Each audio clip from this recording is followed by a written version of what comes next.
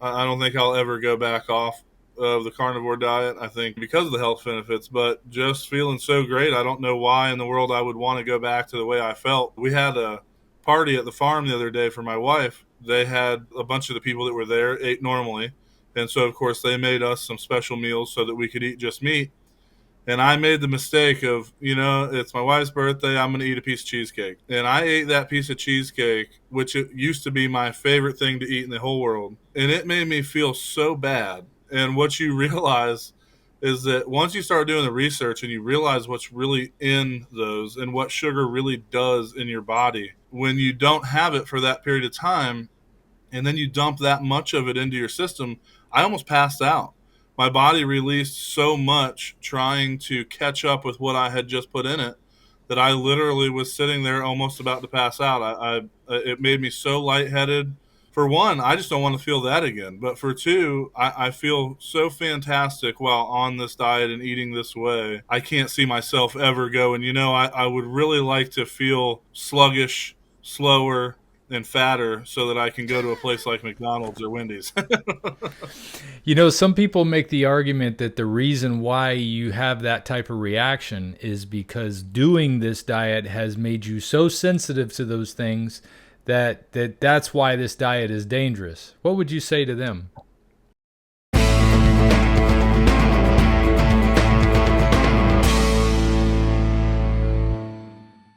Hey everyone, welcome back to Ferrigno Freedom Channel. I'm Dante Ferrigno, and we're going to talk today with somebody that I haven't talked to, well, not face-to-face in quite some time. We've talked in text messages and emails because I'm picking up a new cow from Big Mo Cattle in about a week, actually in a couple of days, now that I think about it. A lot of you might remember Miles Moore from the time that I went to visit his ranch back in 2021. I did a whole special video on his grass-fed, grass-finished, regenerative farming style that he does, where he doesn't use any chemicals on the land. He doesn't use any chemicals on the animals, no vaccines, no antibiotics unless absolutely necessary. And the beef just comes out fat, delicious, juicy.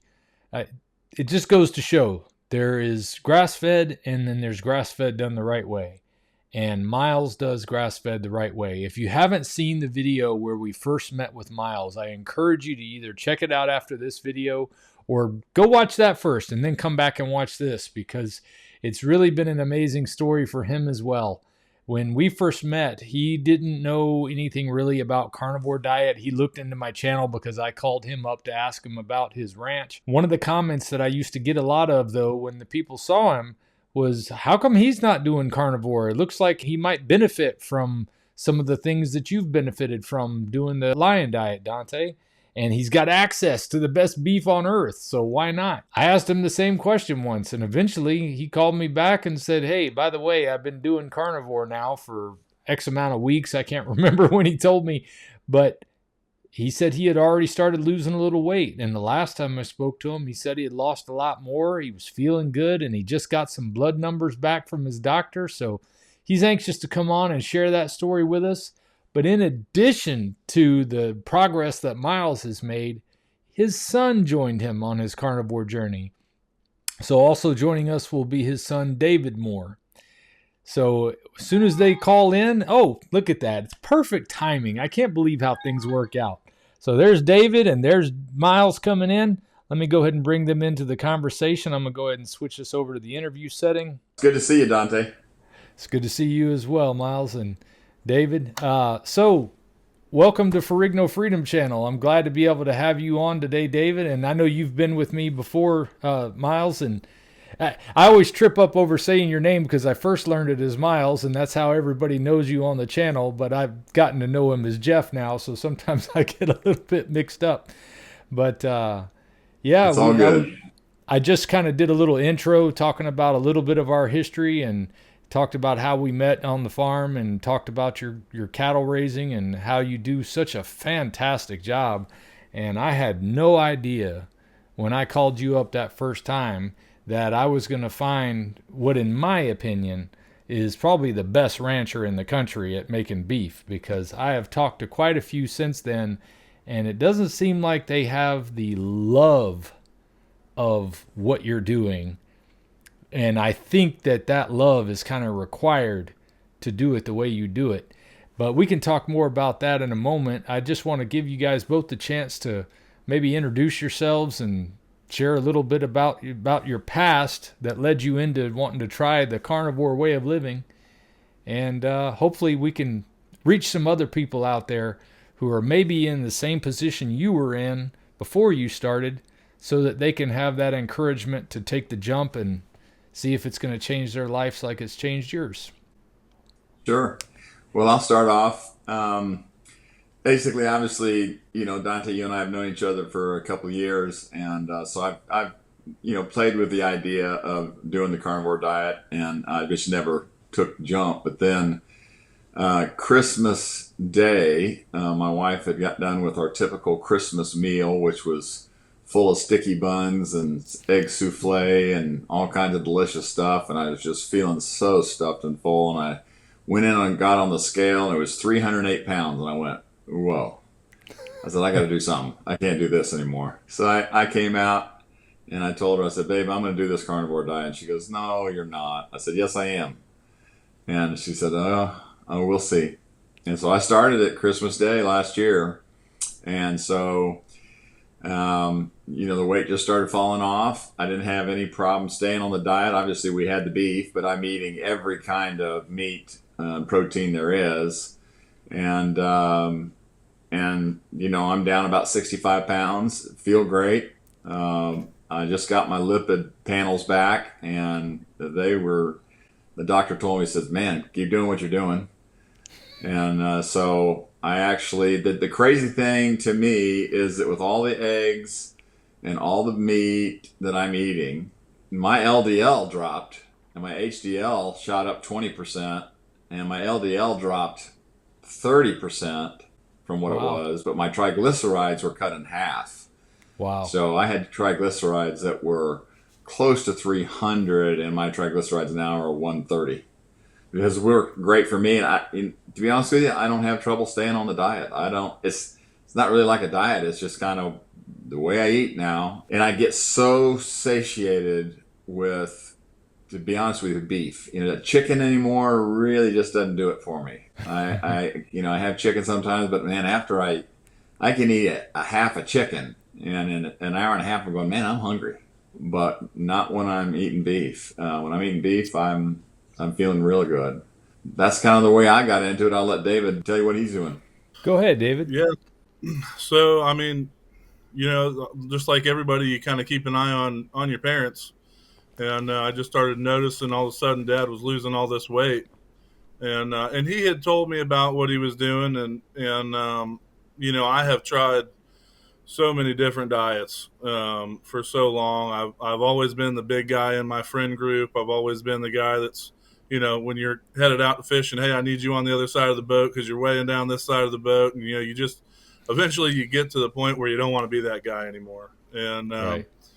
And so, I started all these diets, man. I started out with the hardcore diets with the doctors where they're giving you the shots and the speed pills, and I lost some quick weight there, not any real substantial numbers, and obviously nothing that you could maintain. I mean, you're talking about pills that they won't even give you for more than 30 days at a time. Mm-hmm. And so just found it to be completely unhealthy. I felt horrible, even though I was losing a little bit of weight. I didn't have great energy, and when I did, it was because of the pills or the shots they were giving me. And so I was, looking for something different that would really work for me. And when I saw, Dad losing all that weight and feeling better, looking better, some of the things that you notice that really blew my mind is just, your skin looks better. Your skin clears up, your joints start feeling so much better. And he was just, constantly telling me, like, you got to give it a try, man. It's worth it. So, yeah. So I decided to jump off the ledge, and I went pretty hardcore on it for the first 70 days. I didn't even introduce anything other than just meat. I did have some cheese, was the only other thing I had. And Dad was telling me that I could do some mustard and some, pickles and stuff like that, which I do now. But my first first 70 days, I struck out with just pure meat and cheese. And really, it was just goat cheese and pretty light on that. I did a lot of the basting meats, a lot of roasts, and a lot of steaks. And I'm not ashamed to say that, man, I ate more than you could possibly imagine. I was eating, there were days where I would get up and eat 7 eggs, 5 pieces of bacon, and then at lunchtime I'd eat a whole rotisserie chicken by the time lunch went, and I was still losing weight. Now I was being active. I've gotten into pickleball, and I play pickleball pretty much every day. And then I turn wrenches during the day on boats and cars and stuff for a living, and so I am constantly on my feet.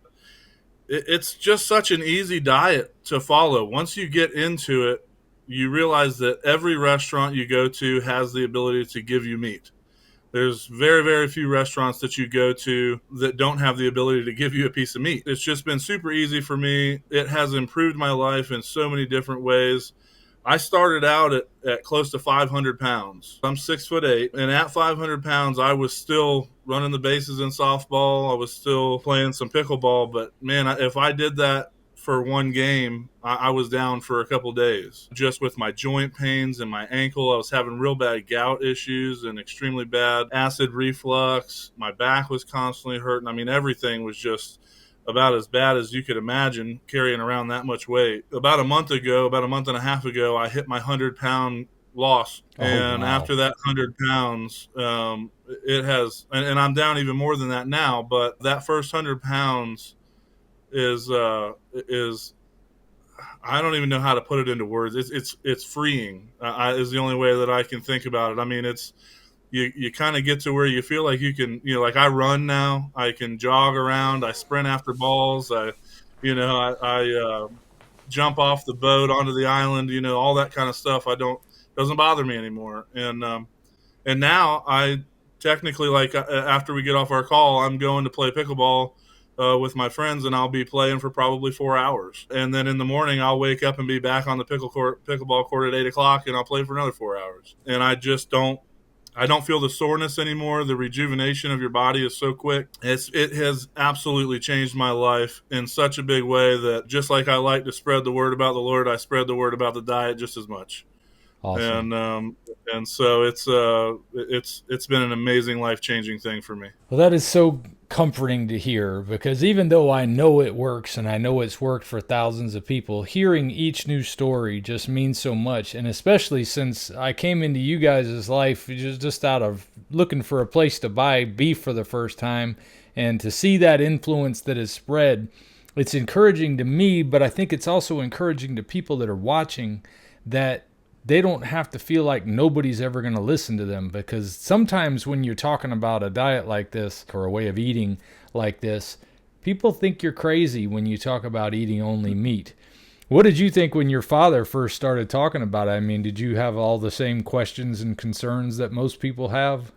Yeah, I mean, because, you hear so much of, like, your heart doctors, especially when you're a big guy, every time you go to the hospital for something or you're getting a checkup or anything like that. And when you're a big guy like I was at almost 500 pounds, man, when you wake up in the middle of the night and your chest hurts, you go to the hospital because, you know what the possibility is of it. And they tell you the same thing. Lay off the red meat, stop eating butter, all of those things that you hear that really have been some of the biggest parts of, what has changed for me. And so, yeah, I mean, right off the bat, I was like, there's no way that's going to work. You're going to go to a heart doctor. They're going to tell you you're clogged up. And, he's telling me you need to eat a stick of butter a day. And I'm like, yeah, that's going to go over real well with your doctor. But man, when you start seeing the test results and you start actually understanding and learning about the body, it really is an amazing thing. I think that's one of the biggest misconceptions about a lot of these diets, is that people see a commercial or they hear some info and they go, oh man, I would love to not make much of a change in my day to day, but lose a ton of weight. And they try these diets, and it's just simply, not realistic, and it's not scientifically proven that it's going to do you any good. To where when you look at this diet, if you'll actually spend the time to go into the documentation that is out there, you will see that it's excellent for your body. It's the way God intended our body to digest and take down foods, and how our body is set up to release chemicals to help us stay in shape. I think that was the biggest thing for me. But yeah, right off the bat, I was pretty skeptical until I started seeing the weight fall off Dad. Yeah. Yeah, that opens some eyes because this is the first time I've seen Miles since, gosh, I don't know, it's been a while. I think the last time we did a talk together, as a matter of fact, that's been a couple of months at least, and you've lost weight since then. You look Yep. fantastic. You really do. Well, thanks. I feel so good. I really do feel wonderful. As a side note here, one of my partners who is overweight and has got a family that's overweight. He saw what I was doing, and I started telling him about it. And now his whole family is doing it, and together that whole family has probably lost 150 pounds, and they've only been on it about 3 months. They're doing it and loving it. There's lots of room out there for other people to get in it and enjoy it. And I think for me, Dante, I saw you, and I saw what the difference it made you. And of course, I watch all your videos. But I thought, I'm going to try this. But when the numbers came back and my numbers were so good, I mean, I'm a data guy in the businesses that I do. I'm all about data. And so when all those numbers came back, I went, how can I eat all this delicious food? And I mean, eat like a king all the time and be losing all this weight and feeling so good. I mean, like this morning I had a big monster warrior burger with a piece of cheese on it and a couple of eggs. For lunch, I'd just taken out a huge pan of roast and ossobuco steaks. And so that's what I had for lunch. Tonight I'm going to eat some of that roast. And I mean, I don't know. How do you get to eat all that food and still lose weight and feel great? It just doesn't even seem fair. Well, if you start researching the processed food industry and what's all grown up around what we thought was data or scientific evidence that was presented by people who were supposedly trying to guide Americans for the most part into a better health, and the rest of the world tends to follow what we're doing here. And then they come up with things like the food pyramid, and you see boxes of cereal that have Fruit Loops and all kind of sugary things on them, but they say heart healthy and better for your arteries and all kind of things like that. It's really easy to say, well, geez, if those are actually good for me and I love the way they taste, I'll keep eating those. And they're cheap, so it's They're easy cheap. to jump on stuff like that. But ultimately, they're just designed, I think, to keep you hooked, keep you feeling bad, so you'll want to keep finding the comfort that you get from that immediate dopamine response, I think, when you taste something sweet. And then it just starts to cycle over again. You keep wanting more and more of that stuff, and it doesn't do any good for our bodies. It has raw calories that'll give you energy that you run out of as soon as you start to crash, but it doesn't give you what you need to actually live and thrive. And one of the things that David pointed out that I thought was so interesting is that, you both kind of seem to have started this mostly for, hey, I need to get a few pounds off. But he talked about how he was already fairly active, which for a guy your size, that's impressive. I mean, in my experience, when I was 300 pounds, I wasn't that active. I wasn't active at all.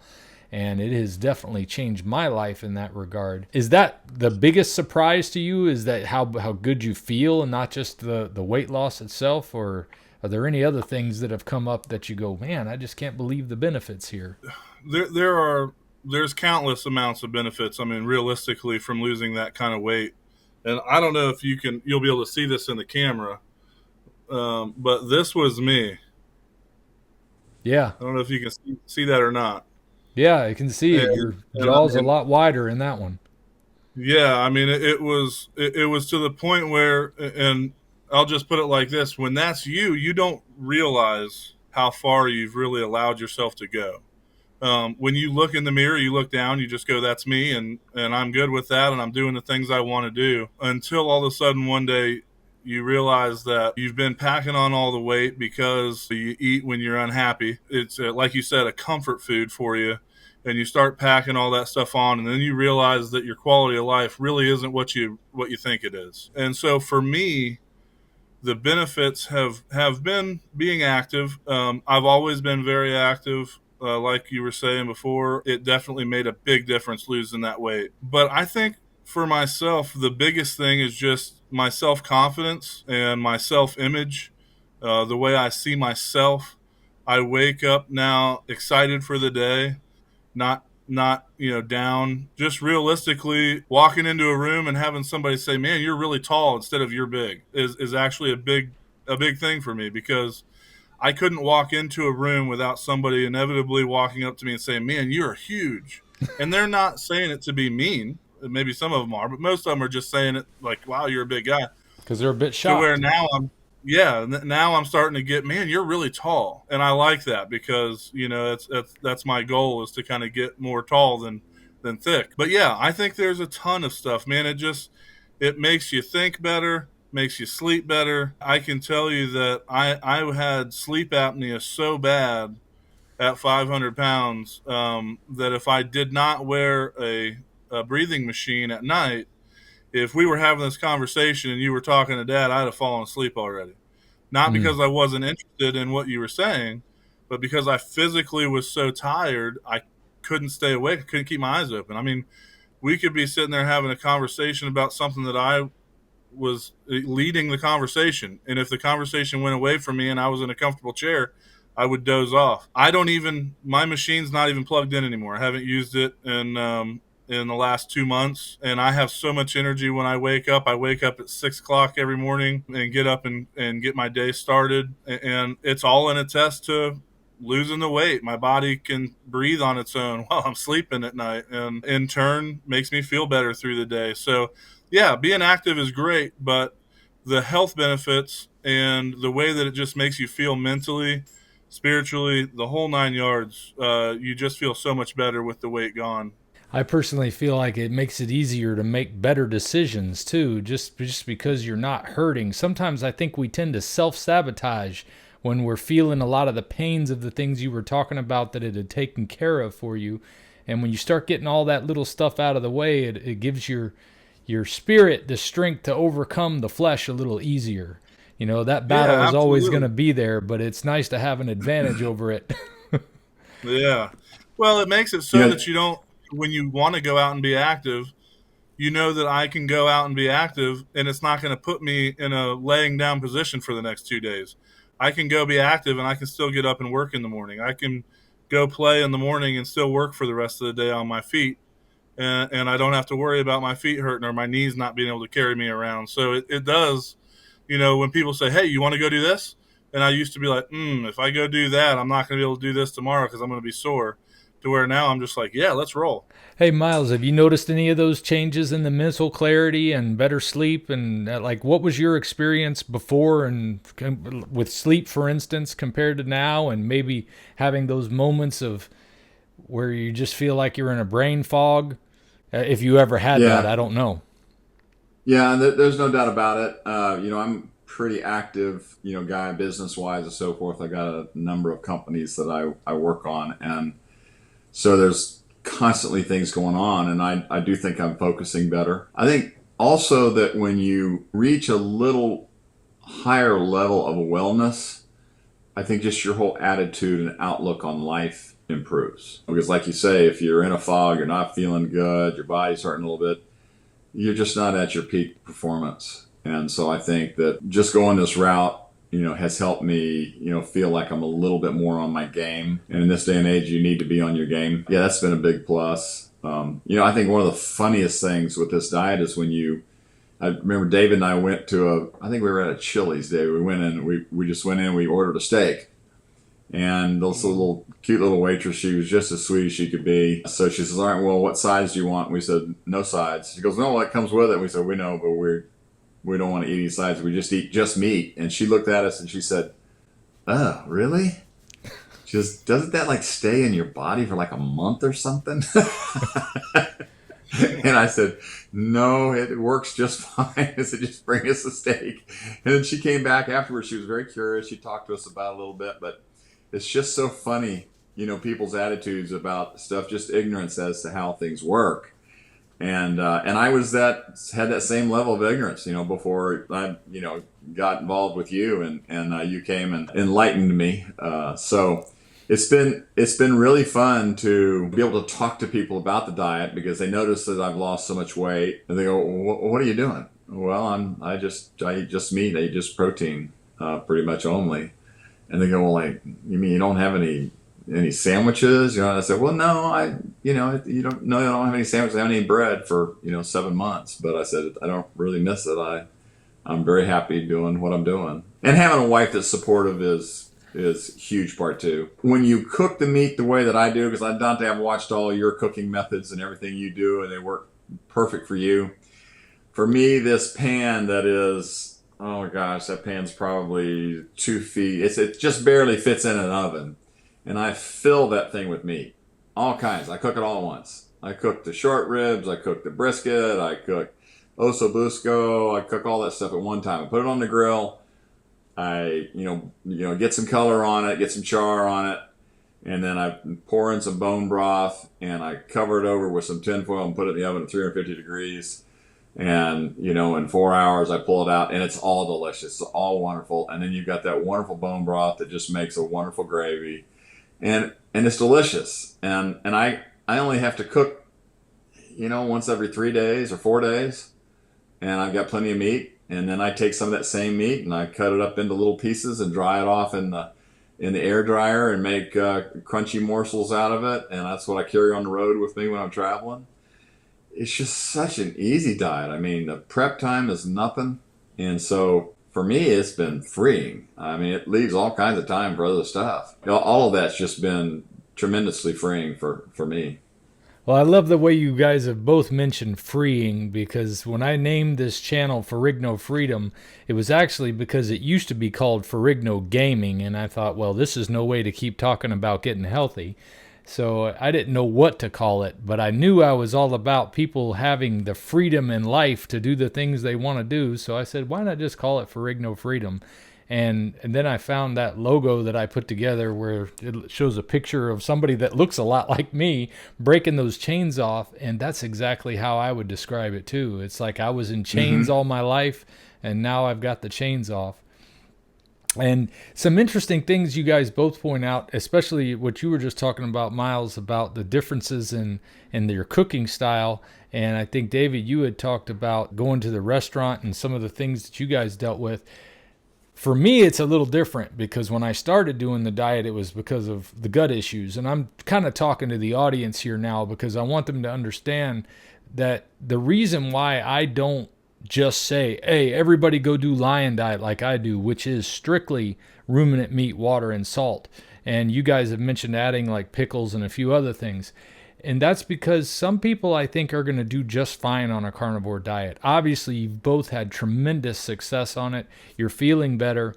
And then there's going to be people like me who are just highly sensitive to the things that are in food. Heck, eating bacon the other day just about made me want to go to the hospital. But I ate a good bit of that bacon, like almost a pound of it.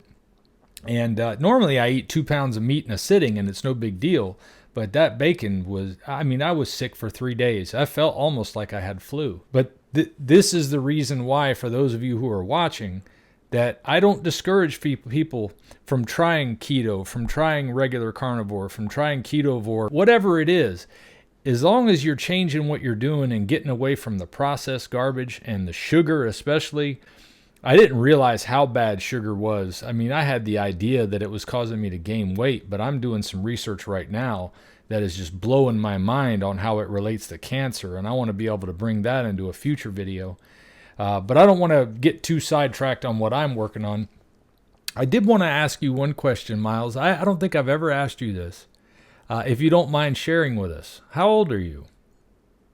64, 60 to be 65 next month. Okay, because I know a lot of older folks, when I used to work at the retirement home, would have a hard time trying anything that was outside of their doctor's recommendation. And you're actually kind of young compared to some of the people I've spoken to about doing carnivore and what it's done for them. You're older than I am, let's just say that. So I want to make sure that I'm letting people out there know that this is worth taking a look at. You don't have to be a spring chicken to try this for the first time.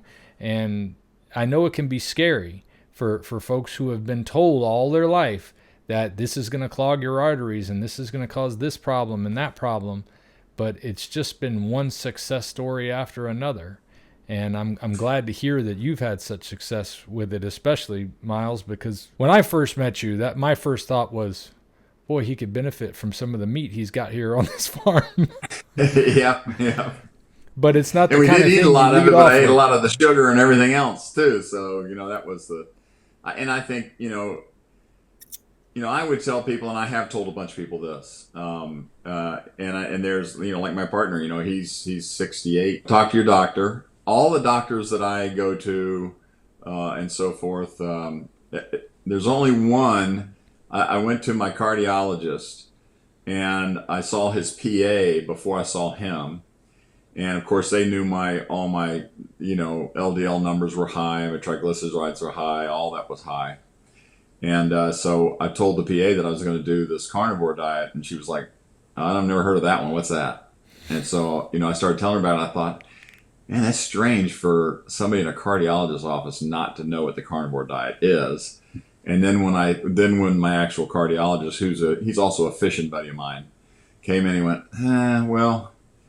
He said, try it for 90 days and let's get your lipids pulled and just see where you're at. And so I actually see him this month. So I'm sure he's going to be blown away by my numbers. But the other doctors that I went to, for other things and so forth, they were all like, yeah, go for it.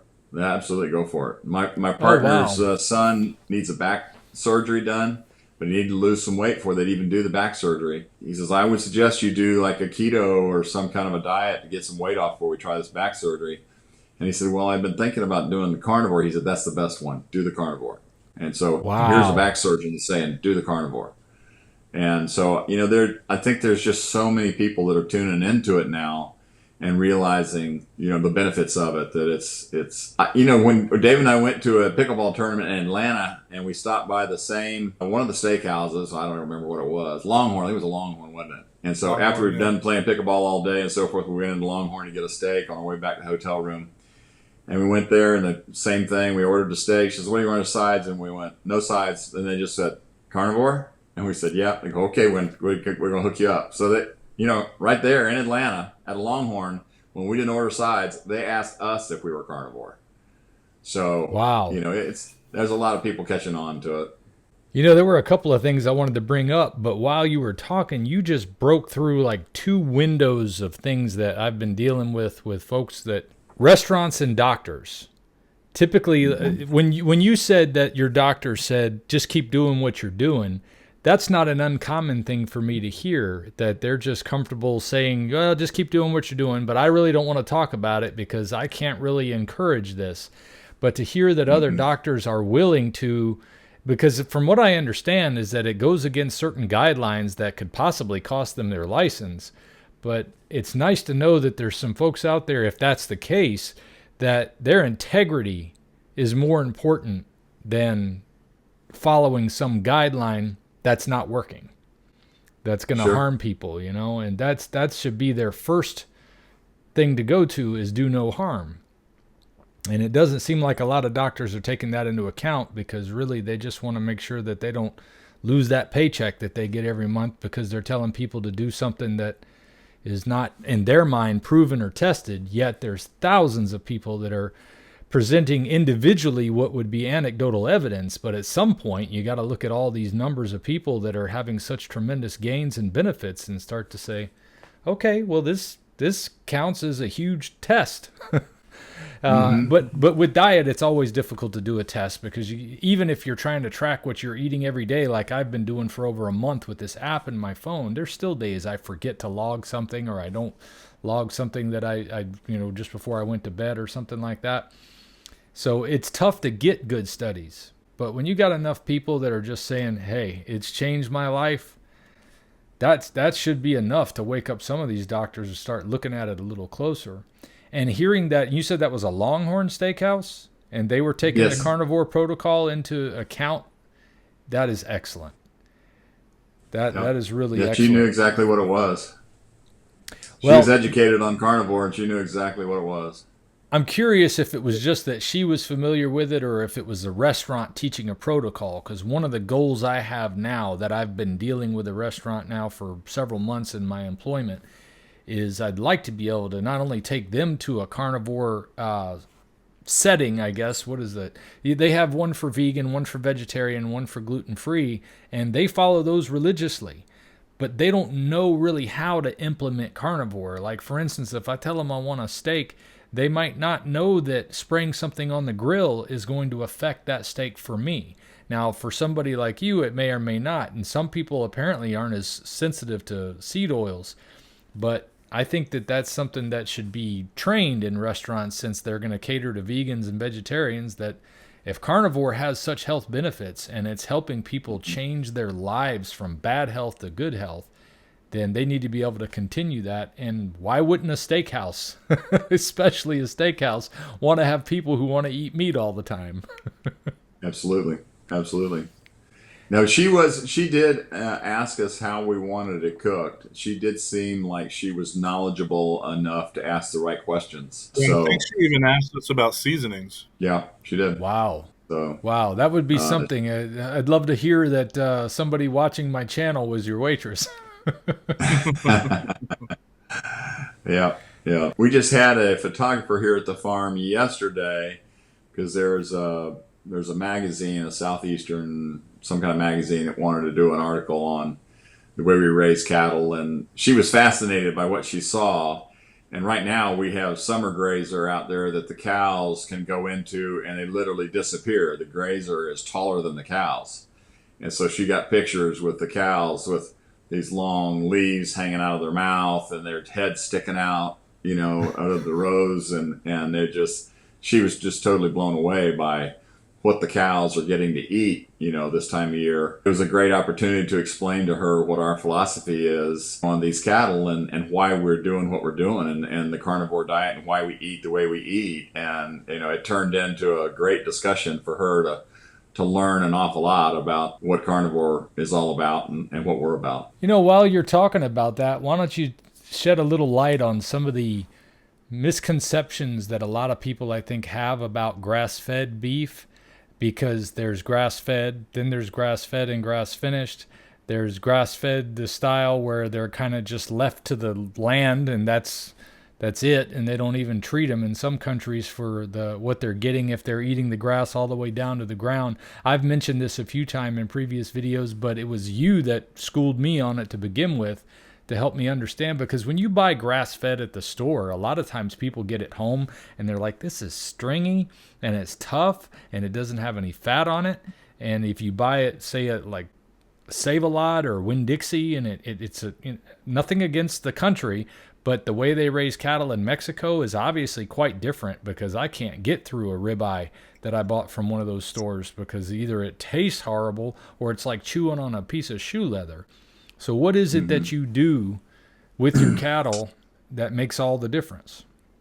Well, number one, there's cows that have been bred up for the grain market for decades. And so if you're in the cattle business and you take cattle to the sale barn as your typical modality of business, those aren't the kind of cattle that are going to finish well on grass. They're not going to give you what you're looking for and what we want to raise. So you have to have a genetic package in the cattle that are going to fatten well on grass, because like you say, you want that fat. That fat is extremely important. And so what we do is that number one, we don't use a monoculture anything. In nature, nothing just grows by itself very well. Everything has companion plants and so forth. And so we make sure that our pastures have a tremendous amount of diversity and variety out there. And part of the reason you do that is because the minerals that each taproot from each kind of plant pulls up, the cattle will get what they need. All those weeds and all those different plant species is the cattle's medicine box. It's their cabinet. And they'll go around, when we let them into a new paddock each day, they're going to go around and they're going to pick something they like the flavor of, they get the minerals out of, whatever. But the carbohydrates in any forage is in the top third of the plant. So you want your cattle eating the top third. If I got a sward of grass out there and it's 18 inches tall, I want them wrapping their tongue around and eating the top third of that. That's where all the ice cream is. I want them eating that, and I want them to fill their belly in a hurry, and I want them to go lay down and chew.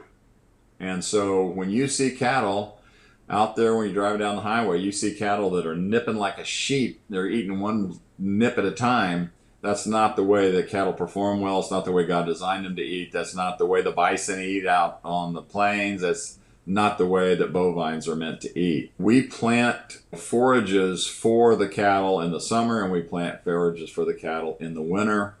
And then, of course, our native forages are very diversified in all of our perennial pastures. There's all kinds of species out there. We've identified as many as 20 different species of grass and forbs in all of our paddocks for our cattle to be able to enjoy and be able to take advantage of. So if you want really good grass-fed and grass-finished beef, you need to find somebody that is doing it that way. There's a lot of people that will take a Bermuda grass field and they're going to raise grass-fed beef. Well, that animal's got one kind of forage to eat, and that's it. That's all they've got. And so they don't get that diversity. They don't get all that mineral makeup. They don't get the diversity of minerals. You want to try to mimic nature as much as you possibly can and keep the animals moving. One of the reasons that we don't need commercial fertilizer, we don't need all the chemicals, is because we keep the animals moving. We are mimicking the bison out on the plains. The bison didn't stay in one spot and eat for day after day after day after day. They kept moving, and that's what we do. We keep these animals moving. We've got all kinds of forage out there, and the cows got all they can eat and as much as they want. A lot of diversity, and then we also plant things in the sward that is putting nitrogen into our soil. So we don't have to get that hot nitrogen fertilizer and put it on and kill all the life in the soil. Our soils had not had any of that treatment for over 20 years. Just like in wine, people that are really into wine, they say they can taste, the notes in the wine of the soil where the grapes were grown. Well, you can do the same thing with grass-fed beef, because it all starts in the soil. It starts in that biological life in the soil. And so we just, on purpose, very deliberately, don't do anything to damage the life in our soil. And that's why we don't use wormer, we don't use any of those things, because that's just pouring a pesticide on the back of your cattle. And as long as you keep them in that tall grass, they're not going to get wormy on you. So a lot of those things that cattle producers do, they do for ease and lack of management. And the big pharma and big chemical companies will definitely sell you something that you can do to your cattle and pour on your land and all the rest.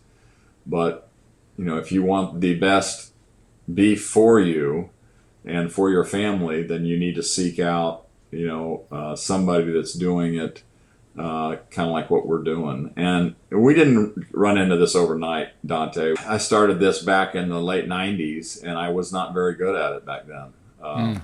And so, fortunately, Kristen is, my daughter Kristen's, kind of running the show these days. And, we were out sorting bulls out, this morning and taking those pictures with that photographer last night. And she's just doing a fantastic job. The cows are all just fat as ticks and, doing fantastic. And she's just loving it. She's been doing it now with me now for like 6 or 8 years. And, she does a great job. And so it's just, you're right, it takes a passion. You got to want to do it, and you got to, get out there and move the cows and take care of things and keep the salt and the minerals and all those things in front of them. But, you can get grass-fed beef different places, and you get it at the grocery store. But what people don't understand is that every cow is raised on grass until they get to the finishing part. And the finishing part is what's so important. And if they've been fed grain anytime during their life, unfortunately, it never comes back. You never get the real health benefits out of that meat. So when they background cattle, backgrounding means that I take a calf off of a mama cow, and I'm going to give it some grain. I'm going to give it some ration to kind of keep it gaining before it goes to the feed yards, or they try to fatten it. And you're ruining that animal when you do that. 10 days of corn will ruin that rumen, and it will never come back and function like it once did.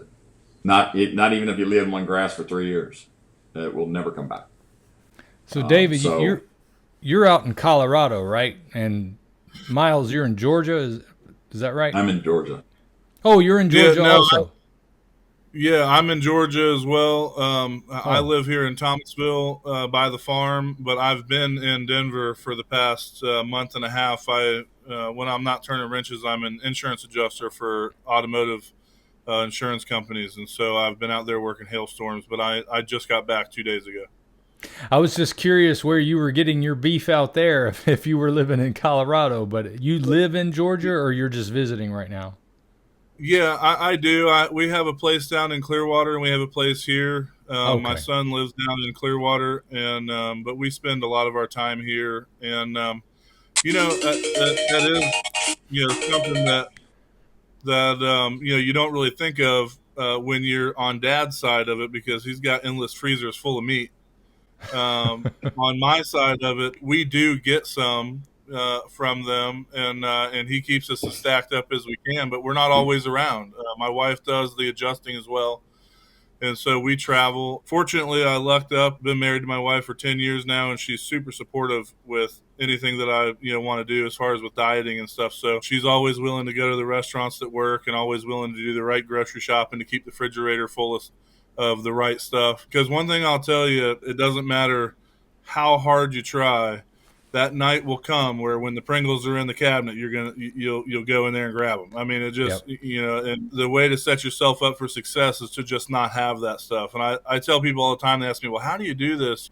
And I tell them, well, when I go to the grocery store, I don't ever go to any of the center aisles unless I'm buying bottled water, and I stick to the outside aisles, and I get my eggs and I get my meat and I get my cheese, and then I walk out the door. So setting up for success. But when you don't have a meat freezer like Dad has, you can still do it, and you can still do it really cost effectively. And over time, you learn the tricks of what grocery stores you can go to that have their meat that like is going to go out in a day. Yeah.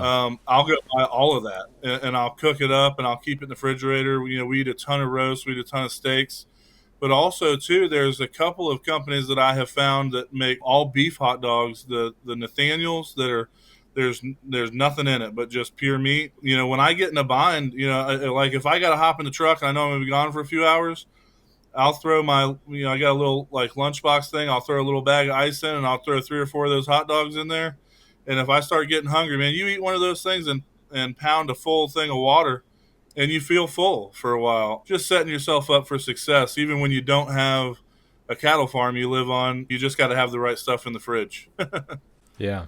Well, there's a couple of things I want to address that deal with beef, but one of the things, and I'm glad you took it where you did, because a lot of people don't feel like they can find a place to get beef like what Miles is raising on his ranch there in Dixie. And it's frustrating if they want to try to do that and then they go to the store and they think, well, why am I even bothering to try this? But you're telling me that, a good portion of your beef comes from the store. And I know a good Yeah. portion of mine is too, even though I've had at least 2 whole cows now from Miles, and I'm picking up another one in a few days. I've had at least 1 half cow. I don't know if it was 2. Maybe it was 2 half cows in there. But anyway, I've loved the beef. There's no doubt about it. But one of the things that Dr. Barry, I don't know if you're familiar with Dr. Ken Barry, he's on YouTube as well, but he's a Yeah. YouTube celebrity, I guess you could say, that talks about carnivore living. And he used to be all about keto before he went more carnivore. I've heard him and other doctors like Dr. Baker and Dr. Saladino kind of state that, you don't have to do grass fed. And I think one of the reasons is because it's so hard to find grass-fed that's done properly anyway, that they don't want to dissuade people from trying this diet altogether. But I guess Yeah. the question that's going to be in a lot of people's minds, and maybe one or both of you can tell me, is if they don't live near your place, Miles, and not to mention the fact that yours is not a huge farm and you already pretty much have full orders all the time, how can they get some beef like what you're making? Well, I have offered before that people can contact me, and people from your channel have contacted me. They just emailed me and told me where they live, and I have a pretty broad network of farmers that I know of that are doing it the right way. Maybe not right with them, but maybe in the state they live in. And so they can email me, and I'll be more than happy to, try to turn them on to somebody that I know, is doing it right. Whether they've got supply, I don't know. I've probably helped 24 people from your channel find beef in other parts of the country. And I think the reality is that and we've discussed this before, grass-fed beef has such a better omega-3, omega-6 ratio that it is much better for inflammation and everything else in your body. So it's closer to eating, a salmon is a 1-to-1. Really good grass-fed beef can be 1-to-2.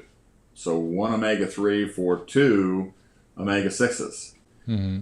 Grain-fed beef can be as high as 1-to-25. So you're getting 25 omega-6s for every 1 omega-3. And omega-6 is where the inflammation comes in, right? That's where your body makes omega-6. You need omega-6, but you want to balance that ratio. That's why when they start talking about different proteins, wild-caught salmon is, a 1-to-1. It's about as good as you can get. The problem is, number one, you talk about hard to find grass-fed beef, try to find wild-caught salmon at less than $30 a pound. Yeah. So the grain-fed salmon is not that way. A lot of people don't understand that a grain-fed salmon is like a 1-to-6. So it's not the same critter even in fish. So that's why I always tell people that grass-fed, grass-finished beef that's done right is a different product than grain-fed beef. And yes, you can eat the grain-fed beef and have good results, but you're not going to have quite the benefits of having that true grass-fed beef. And so if you can get the grass-fed beef, get it. If you can't, then I tell people, do the best you can. All we can all do is do the best we can do. That's where you have to go. But, when you start taking a look at that, at the health of what we're doing, and you start taking a look at that balance of omega-3, omega-6, you can do some research on it, and you'll see what I'm talking about. All of the different proteins are listed in there as to what that balance is, that ratio is. Grass-fed beef and lamb, goat, all of those they're way up there, a lot closer to the salmon than they are a grain-fed beef is. Okay, so they can contact you. What is that email address again? BIGMOCATTLE, bigmocattle@gmail.com. It's pretty simple. I know a lot of folks have asked me for your website, but you don't even do a website for your ranch, do you? We don't have a website. We don't. Well, I know a lot of folks out there would love to hear that you have expanded your production so that they could start ordering directly from you. I would not be surprised if you got emails asking for exactly that, and you probably have had some already where they want you to ship it to them. I'm willing to drive 3 hours one way to go pick up the beef that I can get from your place, because it is, even where I live with cattle all around me, there's nobody raising it the way you're doing it. And if they are, they're not willing to talk about it, which makes me think that, well, they're probably not doing it that way if they're not willing to talk about it, because I know you were just like a font of information when I first heard about this, and I'm so thankful for that. But I want other people to be able to get that information and to talk to people that are close by to them. And maybe even if there's people, you talked about how when you first started, you weren't good at this. There's people out there that want to get into raising their own cattle, or maybe even starting something like what you're doing, and they want to do it the right way. And they can contact you for that information, because I know you've helped a few other people along the way in setting up their ranches as well. We sure have. And that, I think, is going to be a huge part of helping everybody get the success that they want to get from this. And one of the things I'm hoping to do over the next 6 months, and I don't even think you're 100% grass-fed as far as what you eat, because you said you eat sometimes at the restaurants. I've had to cut out eating at restaurants simply because I have to stay away from seed oils. And I don't think they're taking what I'm saying into account a lot of times. They don't think about spraying Vegeline on the grill affecting the meat. And they're not thinking about what's in that bottle either. They're just thinking this makes the meat come off the grill easy. But that's the stuff that just totally destroys me. And one of the things Dr. Berry had talked about was, I think it was Dr. Berry. It's been a while since I've watched it. But he said that if you were to do grass-fed, grass-finished beef for 3 to 6 months, that your skin replenishes itself over about a 3-month period, and that because of the omega-3/6 ratio, you're not going to see as much loose skin issues. Because I've got a little bit still. I mean, it's not as perfect as I would like, but it's gone down a good bit because I've incorporated fasting. But I also have eaten a tremendous amount of beef from your place, and I think that's had something to do with it. But my goal is to do it strictly for at least 3 months, hopefully as long as 6 months, or maybe even permanently if it's possible, because I want to be able to show how the way you raise beef is the way ranchers need to be finding out how to do it. Is it that much more expensive? Does it cost them more? Does it cost them more time, I assume? Takes a lot more time, and it is a little more expensive. If you're somebody that's just going to put cattle out on perennial grass and then in the wintertime throw them some hay, that's going to be the cheapest way to raise a cow. And they don't, we're in our cattle every day. That just takes time. It takes management, it takes time. It's a different way of doing things. It's a different mindset. Everybody has a different way of running their business. How many different ways are there to do any kind of a business? So, this is the way that we found that we think produces the best product, and it's the best life for the cattle and for us. One of the things that we talked about in this article for this magazine is that, our farm is a wonderful place for the people that live here and work here, as well as the animals that live here. You can't get around that. That's just, a special goal of the wildlife around the farm, love what we do, obviously, because we don't use Roundup and we don't use any of the sides and that sort of stuff. So as far as driving for people, I think if they find a good product, we have people that come, 9-10 hours drive here to pick up their meat. And what they do is, since it's all frozen in boxes, they put it in a sleeping bag. They'll slide that boxes in sleeping bags. They'll cover it with sleeping bags, and they'll put it in the back seat, and they'll just drive straight home. I hear from them all the time, "Oh yeah, it was frozen solid when we got here, no problem." The reason I'm saying that is, if there's somebody around the country, there was somebody that sent me off your site not long ago in New York, and they were asking for somebody in New York. I happen to know somebody really, really great in New York that's doing a great job, and they were 4 hours away or 5 hours away. And I said, doesn't matter. Just call him, see if he's got supply, go get some. And they sent me an email back, and they're just absolutely thrilled. They're absolutely thrilled with the beef. And they just thank me for turning them on to somebody that was doing it the right way. I would tell people, don't feel bashful about driving a ways to get what you really want. Because, you buy a whole cow, and you bring it home, and a whole cow is going to fill up a 20 cubic foot freezer. Yeah. When you get a whole cow, it's going to last you a period of time. So you got to make a drive. Make the drive. Enjoy it, and know that when you come home, you got something in your freezer that's delicious and fantastic every time you pull it out. When you first started doing the ranching business, were you doing other businesses before already, or were you working for somebody else, or? I was doing other businesses. We were in the senior housing business, and I was also a real estate broker and an electrician and a contractor. So I did a number of things. So the ranching was something that I always just wanted to do. And so when I moved the family up to the farm, then it gave me the opportunity to start raising some cattle, but I didn't know anything about grass-fed beef. And until my wife's family had the cancer incidents that they had, I didn't know anything about grass-fed beef. But then in 94, 95, we started learning about it because of the cancer that was going on in her family. And then I started going to seminars and classes around the country and learning about it, and going to field days and field weeks, and just learning from the best minds that I could find anywhere in the country. That's how I got into it. Is she doing something like a carnivore diet, or just eating a lot She of has beef? done carnivore, yeah. She sure has. She's been doing great.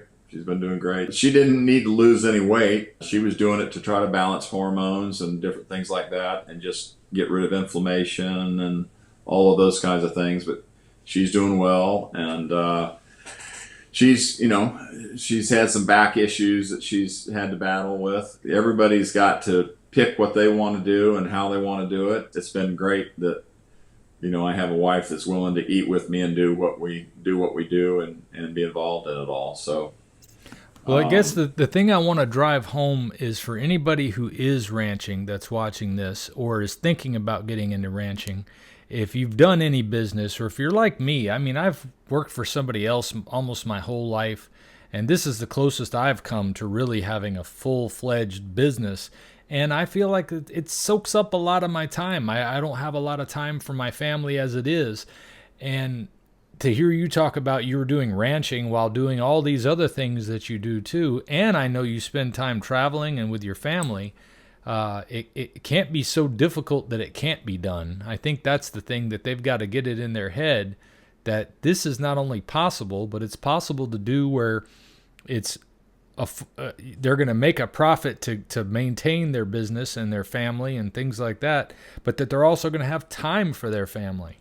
yeah, I mean, we all have to sacrifice our lives for something, right? And so I think that you have to get your priorities into what you want to do and what you can do, what you're capable of doing.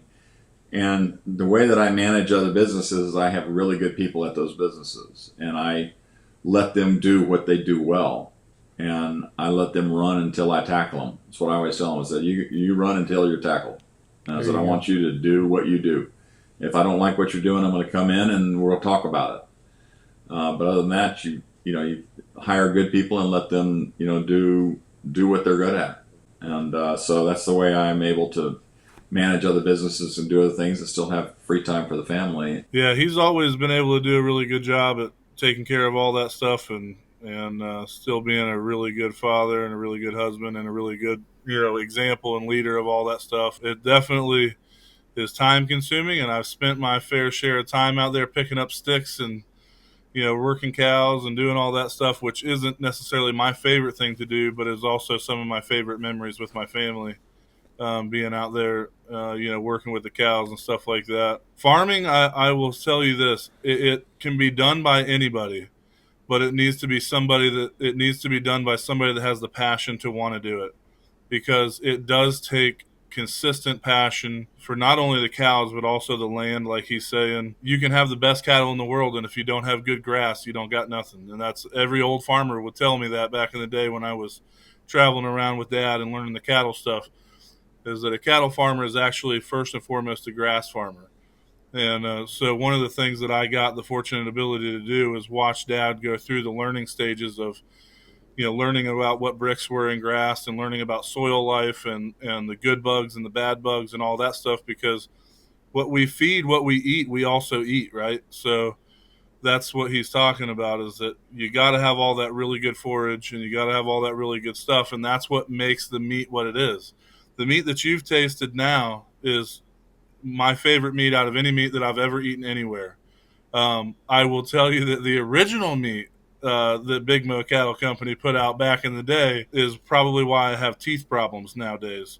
It was not exactly the most tender and not exactly the most tasty, but like he said, we were learning. So there's so much of that process that goes into what the product is today. That it's been really cool to watch Dad have the passion for going after that, and it's also been very cool to watch my sister now, have that same passion for the farm and be kind of carrying that torch on. Yeah, it sounds like a wonderful thing for family to be able to do together, no doubt. Dealing with nature and then prospering together, that's just all good stuff. I've been doing this way of eating for 2.5 years now, and I initially started, I was just going to do it for 6 weeks. Are either of you just doing this for a short term, or is this in your mind a new lifestyle? This is just the way it's going to be because you don't want to go back to the old way. Dante, it's opened my eyes. I've learned so much because I felt like I really needed to. I really have dug into the body and what this insulin sensitivity and all does to us. And to be honest with you now, I just have sadness in my heart when I see people that are going to a McDonald's and getting a big soda and French fries and all that bad seed oil they're eating and so forth now, because I realize how terrible it is for them. And unfortunately, cheap calories is killing our country. But no, I won't go back to that other stuff. I think once you've gotten as educated as I've gotten on this stuff and I realize what it is, there's just no reason to go there. When you can eat this really delicious food and eat as much as you want, most of the other diets that you try, you can only eat this many of this and this Right. much of this. With this one, yeah, cook a 3-pound steak and eat it all if you want to. I still don't get that, but it works. That's why I tell you it works. So no, Yeah, I won't go back. I'm definitely the same. I don't think I'll ever go back off of the carnivore diet. I think because of the health benefits, but just feeling so great, I don't know why in the world I would want to go back to the way I felt. We had a party at the farm the other day for my wife. They had a bunch of the people that were there ate normally. And so, of course, they made us some special meals so that we could eat just meat. And I made the mistake of, it's my wife's birthday. I'm going to eat a piece of cheesecake. And I ate that piece of cheesecake, which it used to be my favorite thing to eat in the whole world. And it made me feel so bad, kind of like what Mm. you were talking about with the bacon. And what you realize is that once you start doing the research and you realize what's really in those and what sugar really does in your body, when you don't have it for that period of time, and then you dump that much of it into your system, I almost passed out. My body released so much trying to catch up with what I had just put in it that I literally was sitting there almost about to pass out. It made me so lightheaded, and it just made me feel sick to my stomach. For one, I just don't want to feel that again. But for two, I feel so fantastic while on this diet and eating this way. I can't see myself ever going, I would really like to feel sluggish, slower, and fatter so that I can go to a place like McDonald's or Wendy's. Some people make the argument that the reason why you have that type of reaction is because doing this diet has made you so sensitive to those things that's why this diet is dangerous. What would you say to them? I've actually combated that a couple of times already, and I tell them this. I said, if you had a baby tomorrow and you couldn't find any formula, would you take it and somehow figure out a way to get it at McDonald's, or would you figure out a way to get it some clean protein? And I try and explain to people, like our bodies react that way not because of some kind of a deficiency or something. It's because that's the way it's supposed to react when you fill it full of a foreign substance. There's a good reason as to why we're born with the body the way we're born with. And if we never would have put all the McDonald's and all the processed crap and all the stuff that's out there in it when you're growing up, you wouldn't have that reaction. And so that's why I try and tell people, like, no, the reason that you feel so bad is because my body has purged out all of the crap over the last 7 months, 8 months that I've been doing this. And so when it realizes that, it's like I swallowed engine oil. It's a Yep. foreign substance to my body now, and my body's not built or made to handle that amount of sugar or that amount of processed crap, and that's why it makes you feel bad. I would say we weren't even handling it well before because that's why I was in so much pain all the time.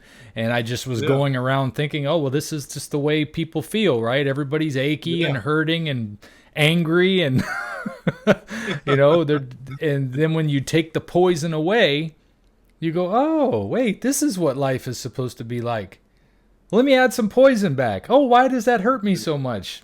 Duh. yeah, You put the yeah. poison back in.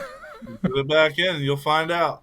Yeah, Yeah. Yeah, you kind of So have to wonder what would be the reason you'd put the poison back in. I You'd have to think I say, think I'm the willing to take poison because it tastes good. I think that one of the biggest reasons is everybody else is doing it. We tend to have herd mentality and we see them doing it. We want to join them. We want to do it too. And we remember what it was like and it made us feel good for a moment and so on. One thing that I talked to somebody at my work today and they were talking about how they need to go ahead and start doing something like this, but they just can't get the lifestyle change through their head. And something that you guys have said over and over basically is nothing tastes as good is how feeling good feels. I can tell Right. you that, like, when I get hungry now, there's nothing in the center aisles at the grocery store that I'm yearning. I'm wanting meat. I'm wanting steak, or I'm wanting roast, or I'm wanting some contraption that I've learned how to make. Over the time that I've been doing this, I've learned how to make so many cool meals out of nothing but eggs and cheese and meat. That, my sister came over and she happened to be over around breakfast time. And I said, "Hey, you want to, try some of my food that I eat on my diet?" She said, "Yeah." The next morning she called me and she goes, "I need to know exactly how to make that because it was fantastic." And so you say it's a lifestyle change, and it really is a lifestyle change, but the general everyday isn't really. I mean, I still eat at meal times when I'm hungry, and every once in a while when I'm really trying to shed some weight, like if I got a pickleball tournament coming up, I'll do some intermittent fasting and not eat breakfast or something like that. But really, the only main changes you make is what goes from your plate to your mouth. That's it. There's no other change in your life other than the fact that I can pretty much promise you that you're going to be more active because you're going to feel better. I try and explain it, to my friends, like it just isn't that big of a change. The only change is what you're putting on your plate to put to your mouth. Everything else is normal. I eat when everybody else eats. I eat when I'm hungry. If I want to get up at 2 o'clock in the morning and I'm not on one of my fasting days and I want to eat something, I grab a small piece of roast out. It's not, I just do that instead of going and grabbing a bottle of, or a stack of Pringles. So, the changes that you sacrifice for this diet are minimal at best. I can still eat at pretty much every restaurant. I still go to people's houses for grill outs and everything else. And I just simply say, "Hey, I'm on a carnivore diet. If you don't got something that I can eat, you got a grill or somewhere I can warm up something in the microwave so that I can, eat right." It's the easiest diet that I have ever done. And I've been dieting since I was in my late 20s. I'm almost 40 now. And it's by far the simplest diet to stay on that I've ever tried, by far. Well, I'm so glad to have your experience added to the experiences that I've been having, because our experiences are quite different, but they're also the same. And that is going to help a lot of people who are having mental barriers to this that maybe I might have put in there because I'm so sensitive to certain things. And that's why I have not ever been against anybody doing keto or regular carnivore. And maybe if you're still having trouble, if you've tried both of those, maybe liondiet is the way to go for you, where you're just doing ruminants only and water and salt. But I love my club soda, by the way. I never used to think I would like club soda. My father used to drink club soda, and I thought, why would anybody want something with no flavor in it? And especially if I add a little bit of salt, oh, it's just delicious. I love it. I never would have thought that would be something I would love. Well, I know we've been talking for a while, and I really appreciate you guys sharing your time with me. I want to wrap it up by letting first, Miles, you can tell me anything you want to share with people as a parting message. Maybe somebody's watching this and they've been thinking about doing it. What would you tell them? I'd tell them to give it a try. And I would tell them that the emotional clarity, the benefits, far outweigh the negatives of giving it a try. And I think once you identify all of the delicious things that you can eat, because I think it seems restrictive when you first hear about it.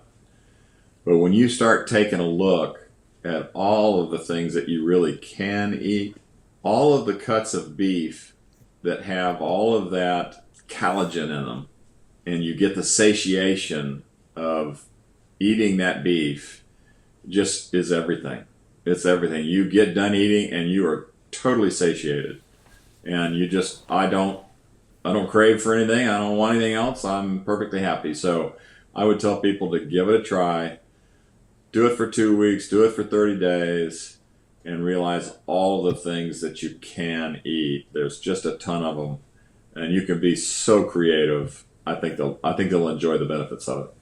I need to come up there sometime and do some recording with you making some of these various things so we can share some of that with folks who want to try some different things, because that's the one thing I haven't been able to provide as much because my diet is so limited by being ruminants only, Right. And only water and salt. Cheese and stuff like that. There's a lot of folks who do fine with that. I'm just not one of them, unfortunately. Sure. What would you say, David? Your parting words for anybody who's thinking about doing it and they're just My wife's against me, my doctor's against me. I don't know how I'm going to go out with my friends anymore. I got to quit drinking. How do I do this?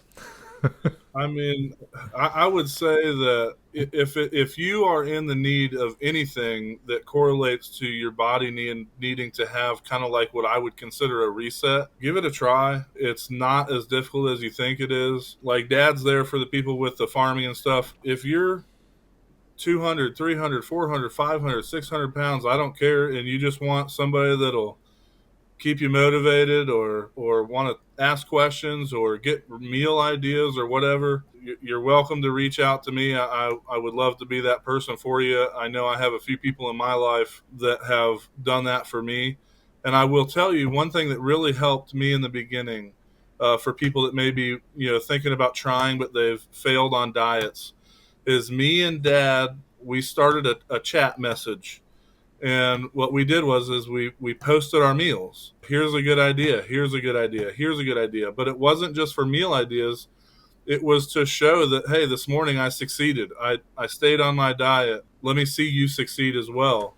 And it turned into a message with my mom involved in it and my sisters involved in it. And then, if I didn't post something for breakfast, I would either have to send, hey, I'm fasting this morning, or, oh, my bad, here's the picture. And having that kind of support system on any kind of diet, I think is important. And I would recommend this diet to absolutely anybody that wants to try. And like I said, I'd be happy to be there as much as I can be to try and support other people to get into this, because I'm not lying to you when I tell you that it has literally completely changed my life in a massive, massive way. I have not walked up to one of my friends that I haven't seen in the last 3 or 4 months where they're just not like, holy cow, what in the world has happened? I had to buy new clothes, new belts. It is a freeing, amazing thing to all of a sudden take something that you think about on a day-to-day basis and you've just been telling yourself is okay, to actually breaking free of those chains like you were talking about and walking around feeling like you've succeeded in a diet and actually feeling as good as you feel when you do this diet. I can't tell you that I'm as passionate about anything else in life. It would probably go God, this diet, pickleball. So, I mean, it has literally been a game changer, and I would tell anybody that wants to try it, go for it. If it winds up not being for you, at least let it prove itself to you that it's not for you first, because I almost guarantee you, you're going to wind up, like I told my sister when she started, I said, in about 14 days, you're going to call me and you're going to tell me that you feel better than you've ever felt before. And in about 9 days, she called me and she said, you are right. I feel like I have this euphoria. Like I feel amazing. And I told her, I said, it will stay with you as long as you continue to eat this way and exercise. And she has, and now she's a fully sponsored pickleball player and doing great. And I'm so proud of her, and I'm so proud of Dad and Mom. And it's been a game changer, man. That's all I can say. It's rocked my world in a big way. Well, I really appreciate both of you taking the time out of your day to come and talk about it, because that support system that you have is beautiful. And I know a lot of people have a good family like that and they're willing to do these type of things. But there's a lot of people out there right now that are watching this who don't feel like they have that support system. And they get it right here from stories from people like you guys that are making a difference for them to help encourage them to keep pressing on. Some folks watch these videos over and over because they need that support too. And you're absolutely right that it's terribly important for them to have some support. So thank you again for coming on today. Unless you got anything else you want to add. That's it. We're good. All good, man. Thanks, Dante, for what you do.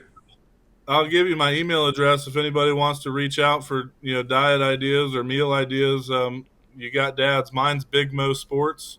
It's BIGMOESPORTS, and then 3555 @gmail.com. I'd be happy to talk to anybody about the diet. You want to ask any further questions or just get some ideas when you don't have a farm in your backyard. where you can get some good deals on meats. And I know there are some particular grocery stores that do carry some grass-fed stuff nowadays, like Whole Foods and some other stuff that's up north in Denver that we found that do claim to carry legitimate grass-fed meat. So happy to talk, or just be a support structure for you. If you need it that bad, I'll be happy to be it for you. That's awesome, David. Above and beyond. I sure do appreciate that. And I know there's going to be a few emails in your inbox shortly after this video is online. So be looking for those. Check your junk folder too, because initially a lot of that stuff goes to my junk folder. Well, thanks again, guys, for coming in and sharing your story today. I'll see you next time. Thanks, Dante. All right. Bye-bye. Thank you. Bye-bye.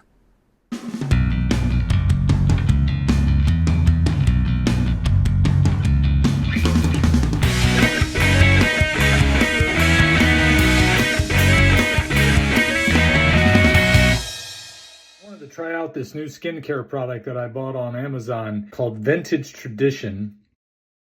The whole food of skincare, a little goes a long way. Tallow from 100% grass-fed cows, cold-pressed extra virgin olive oil, therapeutic grade essential oils, cedarwood, ylang-ylang, lavender, and basil. As opposed to using chemical-based cream like this that I usually use after I shave, at least all the ingredients in here are natural. This stuff really does seem to go a long way. I like it. It's definitely soothing to my skin. It doesn't have the burning sensation that it had when I got out of the shower. Vintage Tradition. Might want to give it a try.